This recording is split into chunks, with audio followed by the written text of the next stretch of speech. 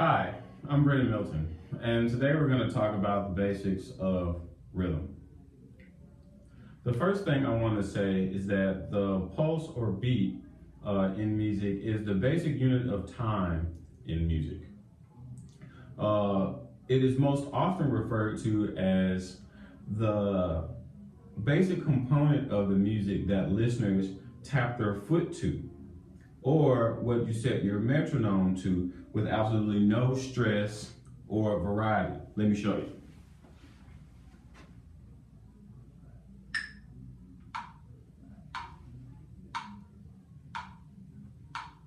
So this would be the basic pulse or beat that one would set his metronome to in order to perform a piece of music. And that will change throughout a piece of music depending on what the performers or the composers intend to do with the music.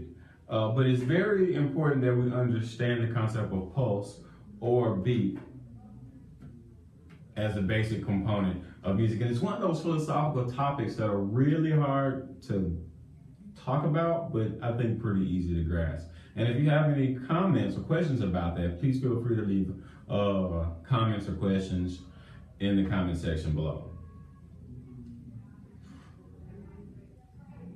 And in music, it's very important to note also that silence is also actually used as a kind of sound, not just the absence of sound, okay? So one of the things that that pulse is used for is to create rhythm, which is the varying of the pulse or the beat by stressing different beats or pulses, or by dividing or multiplying beats or pulses.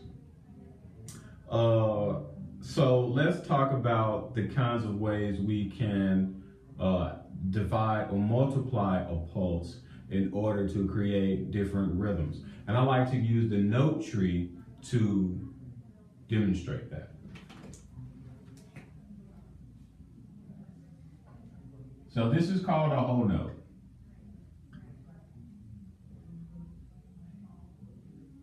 Okay, and a note has three basic parts.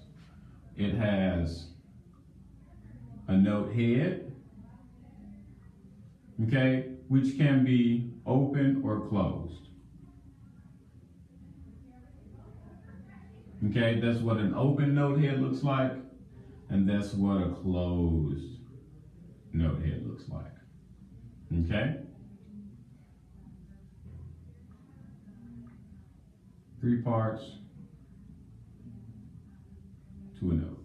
Okay? The second part to a note is called the stem. Okay? That's pretty straightforward. Okay? And the third part is called a flag.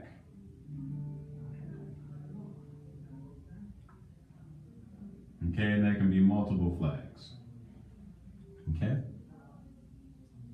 And so this is a whole note. And notice that this whole note does not have a stem. It does have an open note head, does not have a flag. Okay? And so we can divide this whole note into two by having a note head plus a stem. And those are called half notes. And we can divide a half note into two by creating a closed note head and a stem. Okay, those are called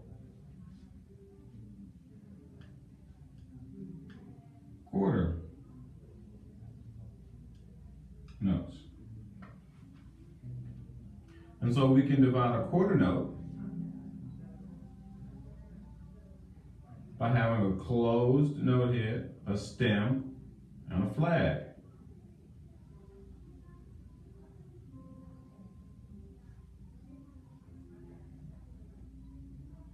That's called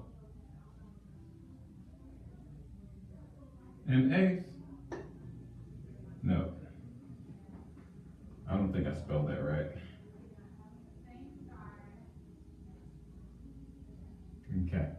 So we also can add another flag if we divide this in half with another stem and have two flags. And that's called a 16th note.